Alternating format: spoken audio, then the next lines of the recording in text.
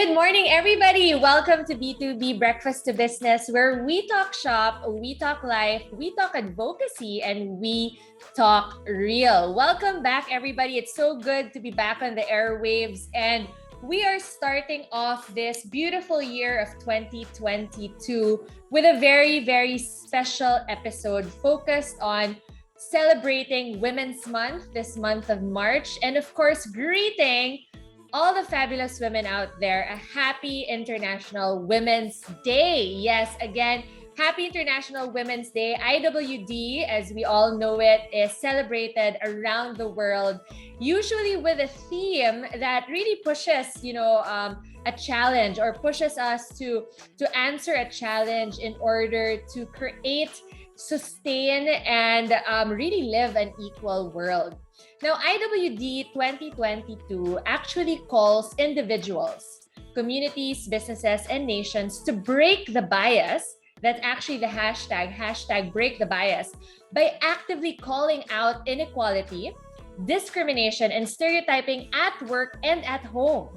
And in celebration of International Women's Day, we are actively participating in this challenge of creating an equal world where everybody can flourish and belong by talking about it here at B2B Breakfast to Business. And today, I am so excited because we are bringing back to B2B one of our favorites, right?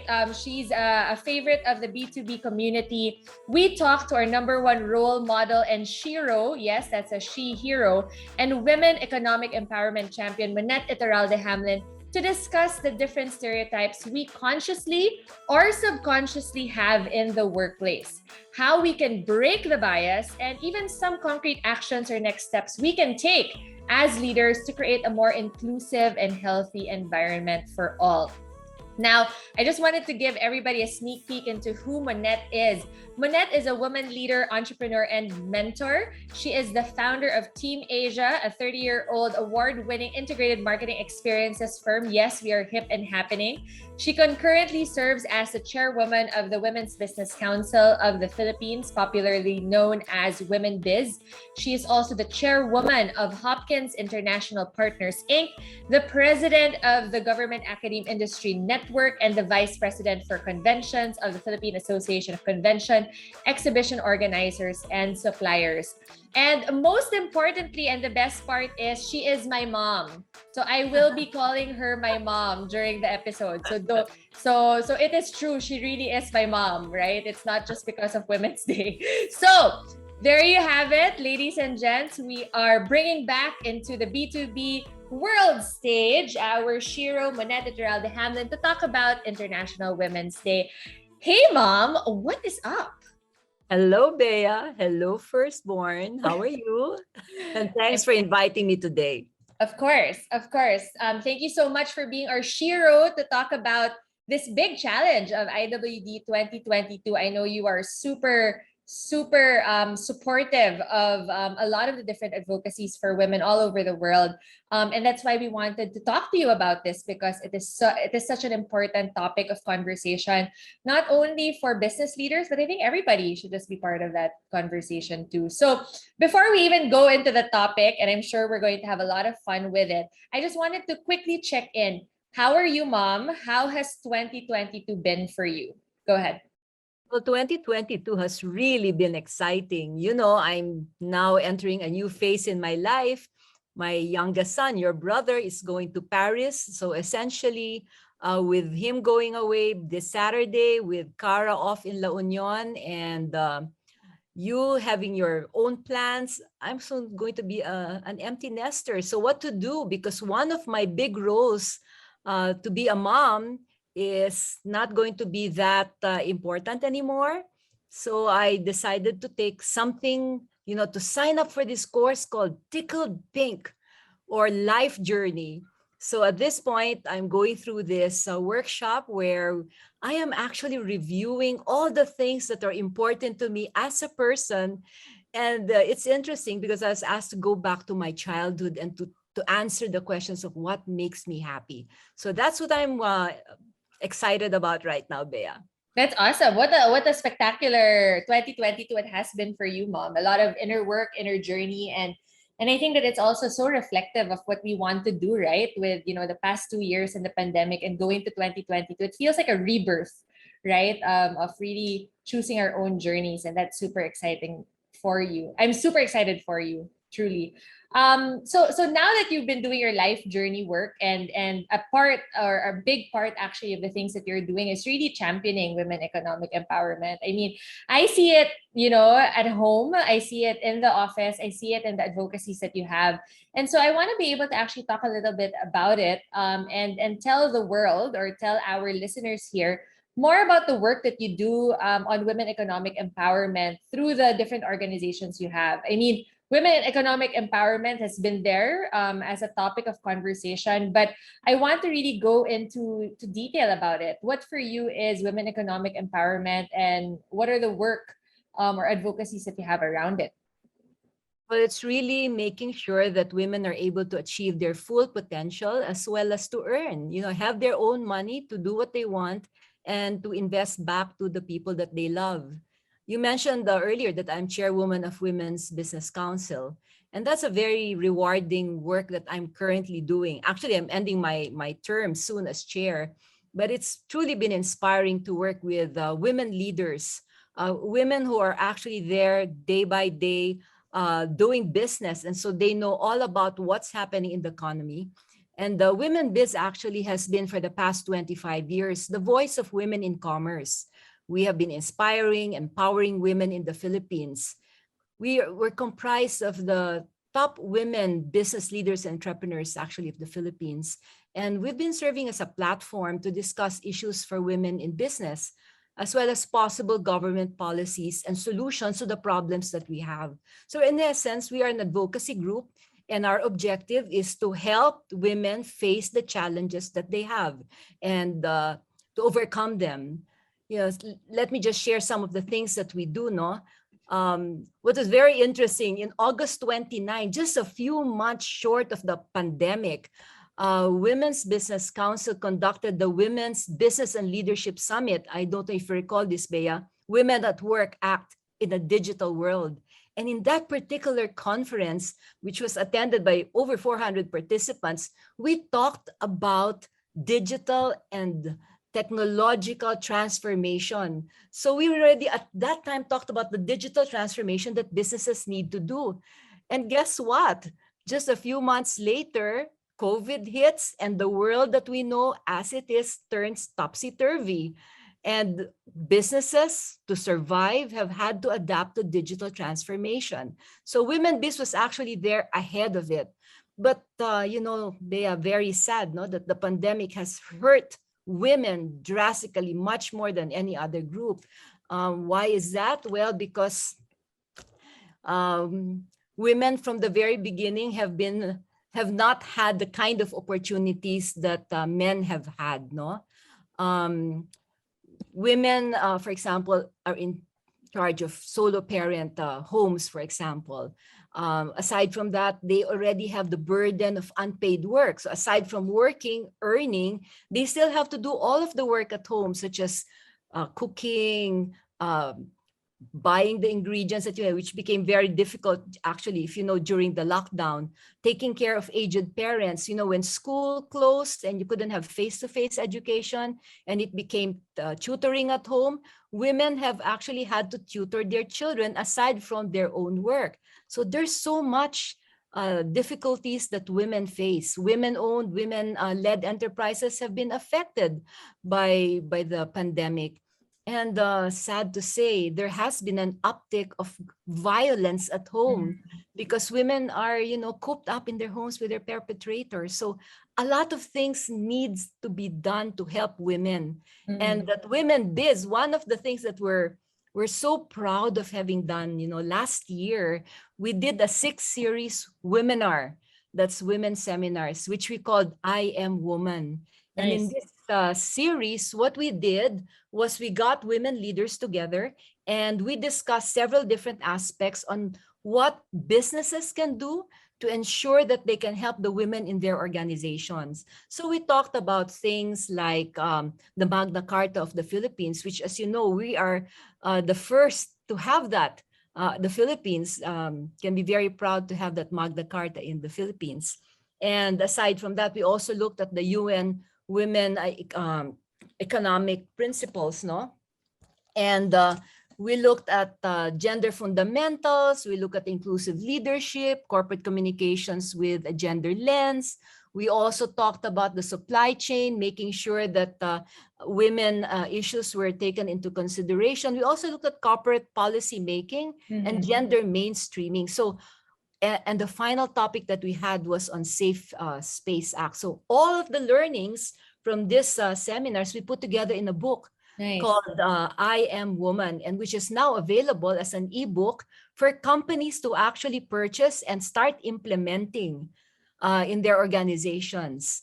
So we do a lot of things at Women Biz. Aside from that, we also did the study on women rights, collective voices, to look at the challenges that women entrepreneurs are actually facing or started to face during the pandemic. And based on the results of that research, we set up the Women Strong Network. So this Women Strong Network will consist of women mentees who will be taught things like how to do business, digital transformation, communications, and all of this. So we're partnering with many different organizations on how to do all of these things, including innovative product development. So there, lots of things happening, and I really feel it's important for women to actually be the ones to drive this, to focus the highlight on women needing help. Nice. Thank you so much for sharing. A lot of great programs there for Women Biz. I absolutely would love to actually encourage our different listeners to, if you guys can get your hands on that ebook from Women Biz, it's absolutely amazing to be able to get all of these different case studies and different lessons, so that, you know, we as business leaders, right, can really push for a more equal world, right, and to help women through women economic empowerment programs. I particularly love what you said earlier, that even corporate communication should be seen from a gender lens point of view, right? And it can already make a difference having a more inclusive and equal workforce or workplace. You know, can start with just that, right? And people will feel safer, more empowered, and equal, right, in their workspaces. I do have a question for you, Mom, since you've been doing a lot of this work for the past several years. I know that we did hit a roadblock, right, during the pandemic. But, you know, do you feel that Filipinas, or at least the Filipino people, or, you know, do we have women economic empowerment through the years? You know, that's an interesting question that you just posed, and we actually took this up during one of the webinars that we had, because one of the women leaders said, no, in the Philippines, women are very strong. And especially in the corporate world, and statistics were cited that we have a lot of women compared to other countries in the C-suite, no, in the boardroom for making policies. But another woman leader said, you know, sometimes we have a very myopic view because we only see ourselves, the circles that we move in. But if we take, you know, step back from our privileged viewpoint and see that there are so many more women out there who are underprivileged, women who are just existing by working day by day and earning daily to put food on the table for their children. So these are the women that we actually need to help. Women who have no access to education, women who have no access to finance, no access to markets, no access to technology. So yes, definitely still need a lot of things to do to help women. And of course, as you always tell us, you know, when women help other women, great things happen, right? So I think that that's one of the things that we definitely want to make sure we are able to draw out in our IWD. Thank you so much for sharing a lot of the different insights, Mom. Now, I actually want to bring it to the IWD theme, right? And I love that you already talked about how we are pushing for programs that, are about women economic empowerment, and that we should continue to challenge one another to uplift even more women across the Philippines and around the world. Just to circle back very quickly to the IWD theme, right, which is hashtag break the bias. I actually loved how they put together the theme, wherein they really just said we need to actively call out discrimination, inequality, and stereotyping, not only at work but at home. And that for me was so powerful, because there is, to your point earlier, we are aware that there are so many women who are already powerful, who have already, broken that bias, but there are a lot more folks that need to be uplifted, and it is still rampant in today's world that we have workspaces or homes which have these stereotypes, right? And so I wanted to bring the conversation back to that one, Mom. Let's start with the easy stuff, right? Why do you think this topic or challenge is super relevant in today's world? I mean, why do you think that this should have been the theme? Well, I think breaking the bias is something we should be doing every day, and we should have started long ago. There are many biases, and it's not just the gender bias. There's bias against religion. There's bias against age, for example. But because it's Women's Month, let's look at gender bias, okay? So it is very relevant, and we need to speak up and recognize that it is existing. Let me give you an example. Remember, I was mentioning about corporate communications with the gender lens. I actually led that particular webinar, and I was chapter lead for that chapter. And it was very interesting what was shared by Gina Romero. Gina Romero is the CEO of Connected Women, and I believe you've had her as a guest here before, right? So she said, let's make it very simple. I'm going to give you a test. And she said, what you do is you open your laptop and you type in Google image search, and you say boss stock photo, and take a look at all the images that come out. And after you do that, this is what you type: assistant stock photo. And you will be amazed at the photos that come out. I don't even need to tell you here, but you will see the difference. When you say boss, all the photos of men come out. When you say assistant, women come out. So that just there is a huge bias in media. So that's already existing in something that, we are all how to say, that we experience, no? Yeah. So that is there. Then there's a lot of other inequalities and stereotyping that's happening. Let's just take, for example, in the supply chain, no? In the supply chain, in a business.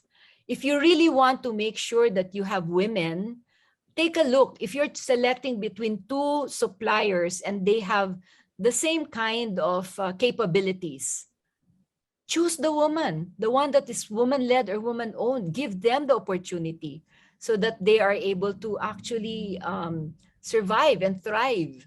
What other stereotypes are there? Interviewing, for example. When people in HR interview applicants, they ask questions such as, how old are you? Are you married? Do you have children? How old are your children? You see, there is that back of the mind thinking that hiring this woman who is married, who has kids, there will be problems about hiring her because the kids might get sick. There may be issues with the children. She won't be able to put as much attention to work. And also, if the woman is still in childbearing age, there's also the issue about, oh my goodness, if she gets pregnant on the job, that means she'll be off for about 100 days, and we have to pay her salary. In the meantime, who's going to do her work? We'll have to hire someone else to do her work. It's going to be additional cost. So these are things that are there in the minds of business people. And it's a bias, right? Because the women can perform sometimes even better than the men there. Okay, so those are very concrete examples, Mom, and I absolutely love that you shared something from a supply chain to HR to even just the stock photos. For me, that was such a simple case study, but wow, so powerful, right? Because it already really highlights stereotyping. Are there other examples in the workplace, or you know what, since this is IWD, or even at home, right, that you can also share? Because I mean, like what you said earlier, these are the conversations we have to have. It's in the back of our heads. Why not talk about it? Actually, during the pandemic, Bea, if you remember, I was so disturbed by unpaid work that women have to do. So I actually wrote an article, What is a Woman's Worth?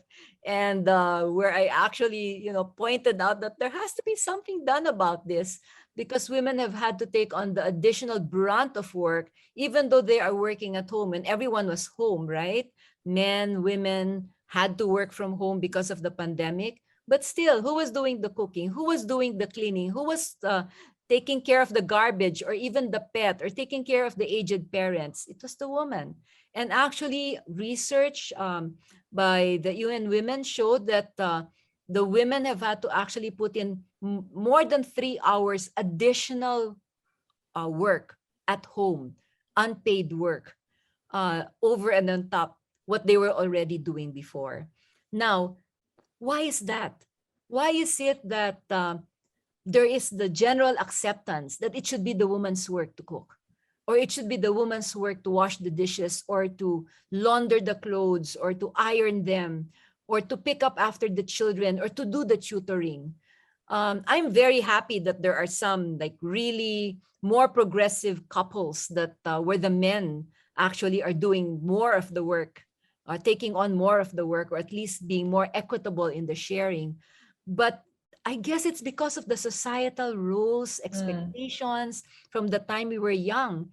Children, you, at least when I was young, I never got a car as a toy. I always got a Barbie or little spoons and little forks and cups and saucers so I could play tea party, but not things that would allow me to build, for example, Lego right now, that allows children to expand their minds to see that they can be builders.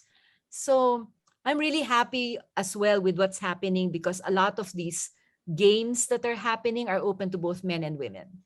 That's So right. that's Right. it. That's a big improvement. I love what you said earlier about society roles, and why the question of why is there a general acceptance that you do it because you're a woman. I mean, I am so happy. I agree with you, mom, that we have progressed. Society has progressed, and there are a lot of experiences that are open to both genders. There are so many people already who are open to society roles, just being society roles, but not actually what should be accepted. And I love that. But to your point, a lot of the research also shares that it's not yet mass accepted, right? There's still that general acceptance that if you're a woman, this is your role, right? And it's the cooking and the cleaning and the laundry and all of that jazz, right? So I think that that's one of the things that we all need to reflect on. And I think that that actually goes into my next question. You touched on this, but I'm still curious as to what you're gonna say. Why do you think actually that these gender biases exist, even It, in this progressive world? they start at home. They are things that the parents now were taught when they were young children. And so they repeat it because that's the upbringing that they grew up with. So it's a circle of life that we need to break.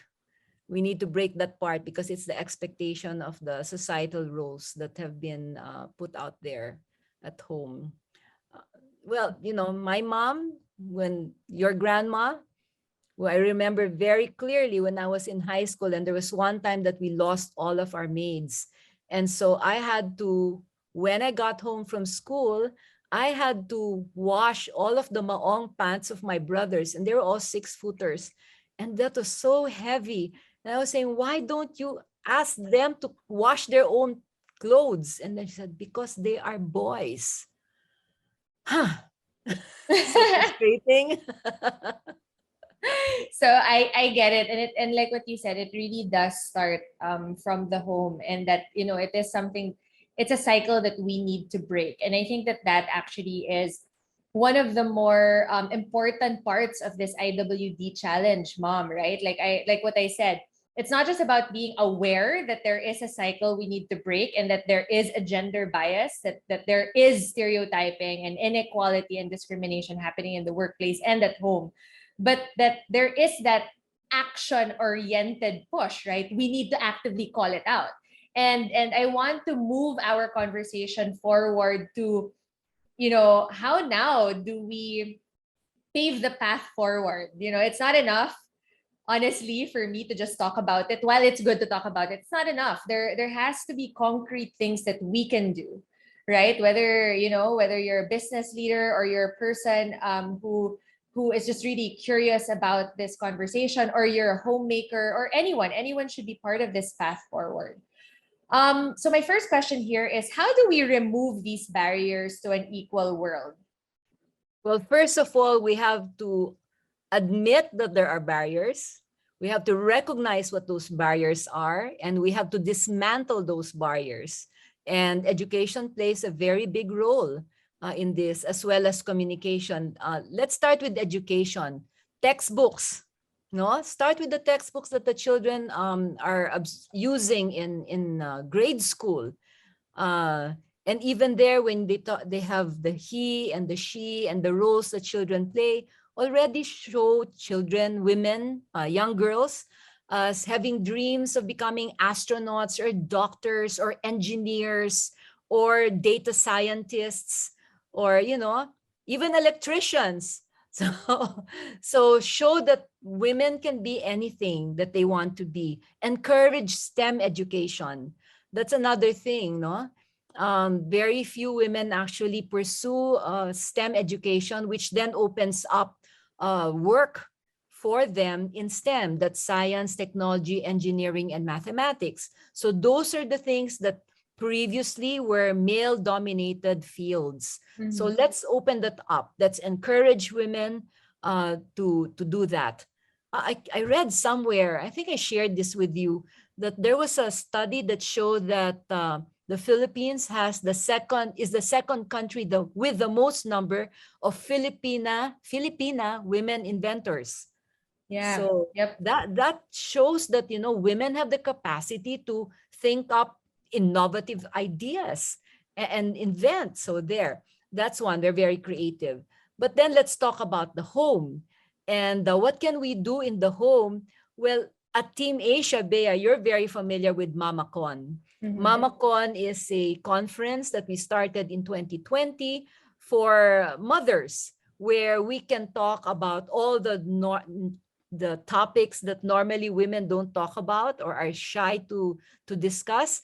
And in those conferences that we've had two so far, is we let women discuss these issues and be out in the open. We select speakers who can be inspirations, who can open their eyes, the eyes of our attendees, to say, that's possible pala. She was able to do it. I can do it too. And it also talks about really difficult issues like, if you were raped, what would you do?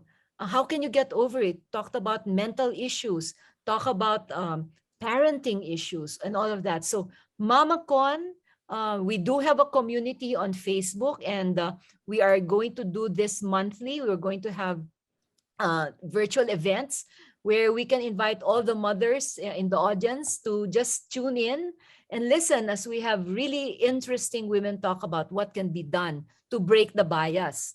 Now, at work, what can be done? Well, just follow the I Am Woman book that we put together. Start with getting that book so that you become aware of what you can do, and then understand gender fundamentals, understand the Magna Carta, understand how that can be applied, as well as the UN, the WEPs, no? And then after that, look at what are the acts of discrimination that are there and how can you fight against it.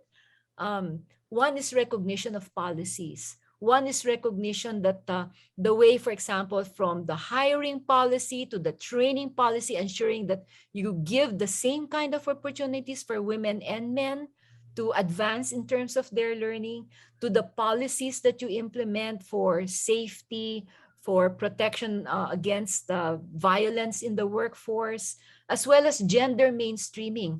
Gender mainstreaming, by the way, Bea, is just looking at policies and evaluating each policy to see how it would affect the male and the female and all the colors in between, how the policies would affect them, and making sure that it would be an equitable thing.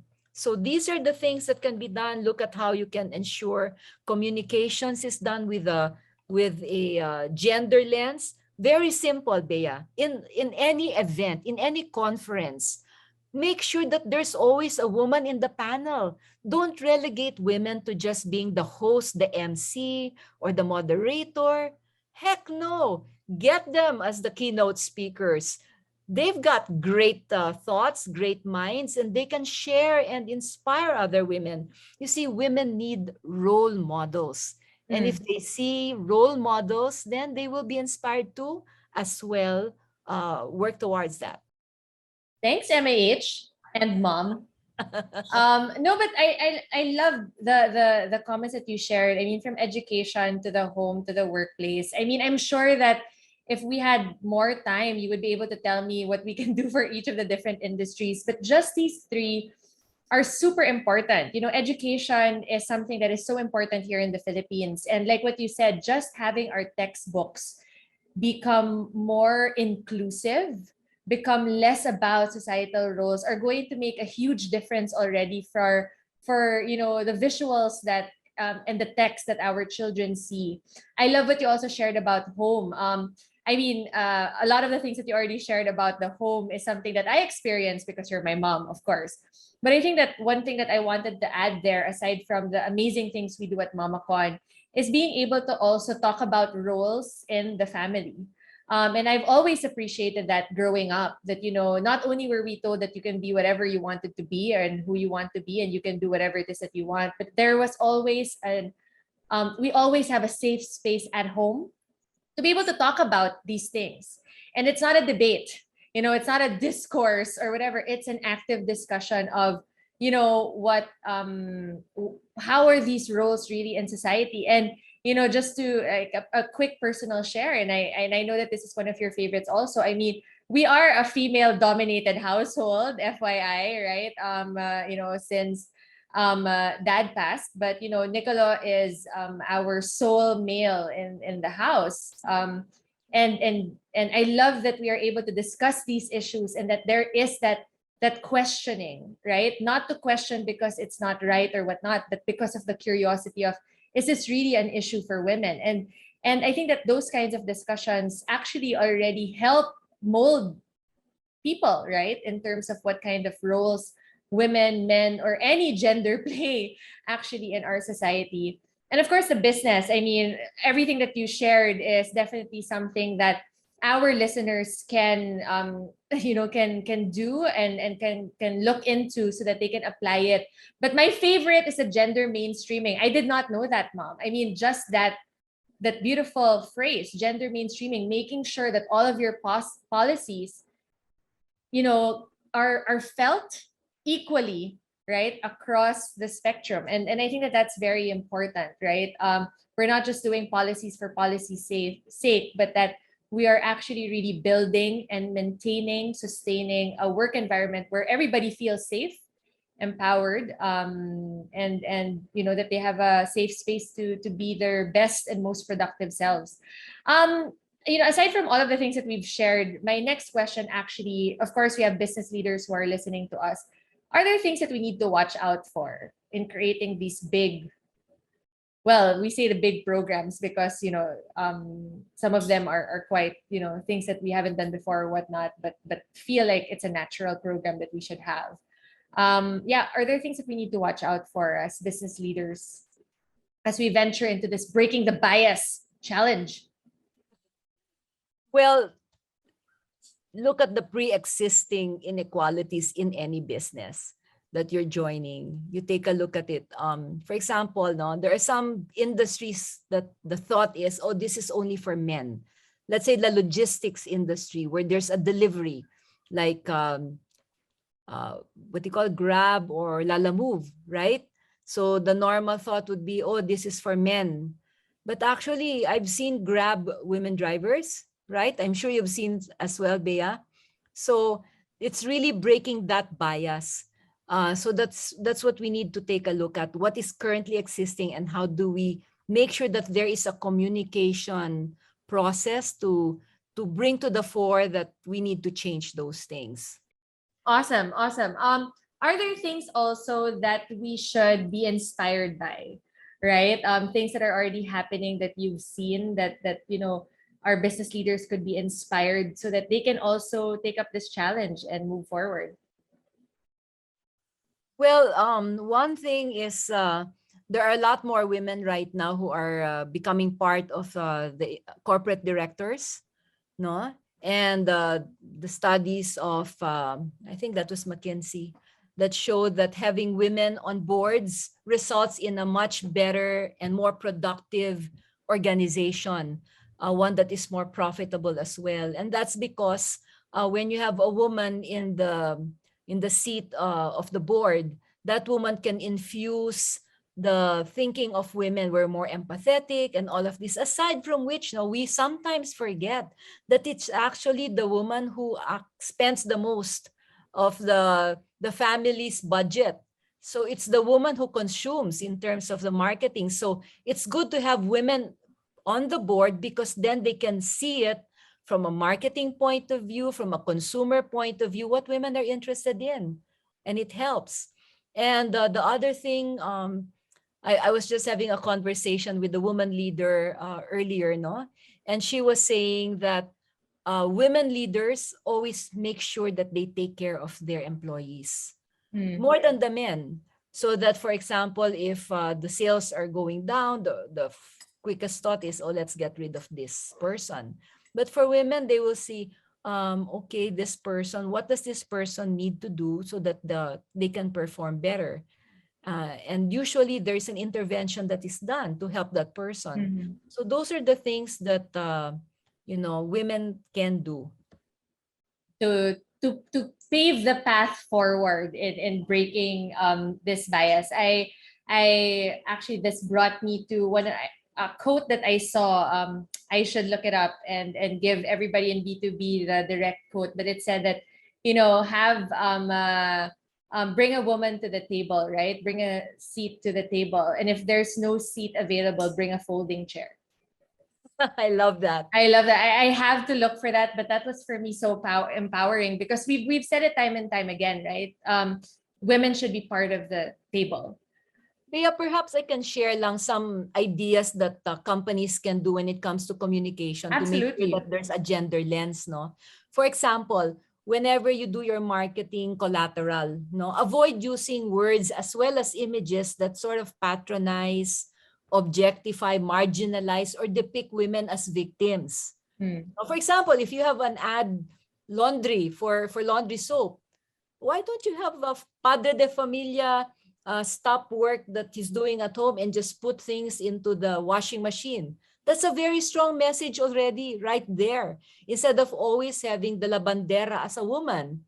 And in the communications, you can start using women as agents of change, as leaders, as empowered people in positions of authority and power. Because if you have these kinds of images in your communication, or even in just your employee manual, di ba? Then the people in the organization can feel, oh, this is something that, is more gender inclusive. So those are some things that you can take a look at when it comes to communication. So many exciting things, Mom. I mean, I know that we can go on and on and on, and we just shared again some examples, but there are a ton of opportunities where we can truly break the bias, actively call out discrimination, inequality, and stereotyping at home and in the workplace, and actually create these fun, safe and creative programs where, you know, not only women feel that they are part of the fold, but everybody feels that they are part of this equal future. And I think that that's really the message of IWD. Is at the end of the day, what we are working so hard for is an equal world where everybody can be their best selves, right? Their best productive self. It's not about who's better, right? But how can we all make things better by providing everybody a better and equal opportunity. So we've talked a lot already about women economic empowerment, IWD 2022. And guys, concrete, you know, examples of how we can pave the path forward, not only breaking the bias, but actually maintaining it and sustaining that safe space in our workplaces and at home. Mom, I'm going to give you the favorite B2B challenge, right? What food for thought would you leave our listeners for the whole month of March? Like what you said, there are a lot of biases in the world. We know that it's the truth, but because it's Women's Month, let's talk about gender bias. I love what you said earlier. If we were to just look at Women's Month and you were to leave a food for thought for all of our listeners out there for the whole month of March, what is it going to be? You're not constraining me to a few words, right? No, I'm not. Don't worry. Go ahead. Knock yourself out. Well, I would say speak up. Start with that. Speak up and say whatever's on your mind, because your thought is just as good as anybody else's thought. Sometimes we second guess ourselves and say, oh, baka sabihin niya, this is, I might be seen as funny or inconsequential. But no, your ideas are great, so speak up about it. And then the other thing is that you need to invest in yourself, because when you upskill yourself and invest in yourself, then you really open up all the opportunities that are out there for yourself. So start with that, investing in yourself. Make sure that you have a support network. And if you're an entrepreneur, check out the incentives that are available out there. There are a lot, but be prepared to roll up your sleeves and do the work. No, give it your best shot, and you are going to be successful. As a woman, no, I really invite all of you that women, we must support other women, because when we do that, great things will happen. I have a favorite quote from Sheryl Sandberg, Bea. In the future, if we do things right, there will be no more female leaders. We will only have leaders. Nice. I love it. We will only have leaders. And on that note, I actually found that that quote I was telling you about, because you did tell us, right, MAH, speak up, invest in yourself, do the work, and shine through, right? Make things happen and support other women. Those are the 5 points from our dear Monette Hamlin. And I just wanted to add Shirley Chisholm's quote: if they don't give you a seat at the table, bring in a folding chair. So, so as you speak up and voice it out and do the work, investing in yourself and helping other women, if they don't give you that seat on the table, well, bring your own chair, because you have every right to do so. So there you have it. Thank you so much, Mom, for being part of our International Women's Day celebration and our celebration of Women's Month, of Equal World Month, right? Thank you so much for being such a beautiful ray of sunshine, giving us the wisdom and the inspiration to really say that we can do this, that we can invest in our programs, and that we can really make a positive difference, not only in our workplaces, but in our homes. Is there anything that you would like to leave our listeners with in terms of seeing where your articles are at, your social media and the like? Go ahead. Okay, so I have a regular column called Monette's Musings on the Red Circle. That's a Team Asia online publication, so you can see my thoughts there. I'm on LinkedIn, so just look for me on Monette Hamlin. That's the same name I use for my Facebook, which sometimes my children say, Mommy, you put too much on Facebook. So I'm there if you want to know who I am. Awesome. Thank you so much. And there you have it for another hip, happening conversation over at Breakfast to Business. Once again, B2B Breakfast to Business, where we talk shop, we talk life, we talk advocacy, and we talk real, because the conversation of breaking the bias starts here. And remember, it's not enough to just talk about it. We need to act on it. Thanks, everybody. I'll see you guys next time here at B2B Breakfast to Business. Ciao! That's it for today's episode of B2B Breakfast to Business with your morning girl, Bea Lim. Please don't forget to tune in to Team Asia's social media accounts to keep yourself updated on these breakfast happenings. Remember to stay safe. See you again soon here at B2B Breakfast to Business. Thank you. Ciao. Breakfast